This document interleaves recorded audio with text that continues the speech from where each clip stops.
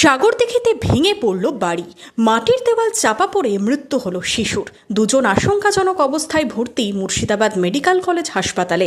জানা গেছে, বৃহস্পতিবার সকালে সাগরদিঘি ব্লকের বোখরা 1 নম্বর অঞ্চলের মোড়লপাড়া এলাকায় একটি বাড়ির মাটির দেওয়াল হুড়মুড়িয়ে ভেঙে যায়। তখন ঘরের মধ্যেই ছিলেন আজিয়া বেগম ও তার 2 শিশু। স্থানীয়রা ধ্বংসস্তূপ থেকে উদ্ধার করে 3 জনকে। তাদের প্রথমে সাগরদিঘি হাসপাতালে নিয়ে যাওয়া হয়। অবস্থার অবনতি হওয়ায় তাদের মুর্শিদাবাদ মেডিকেল কলেজে স্থানান্তরিত করা হলে মৃত্যু হয় 4 মাসের শিশুটির। বাকি 2 জন সেখানেই চিকিৎসাধীন। ওরা ছিল দুটো মেয়ে, মুখ ধুচ্ছিল সকালে উঠে, ওর বাবা মানে উঠোনেই দাঁড়িয়েছিল। আর ওরা 3 জন উপরে জ্বর হয়েছে, মানে উপরে খাটেই শুয়েছিল। ওরা পুরো ঢাকা গেছিল, পুরো একদম ঢাকা। মাটির নিচে যারা উঠলো 4 জন উঠে কান পেতে পেতে শুনে, আওয়াজ শুনে বের করছে এক এক করে।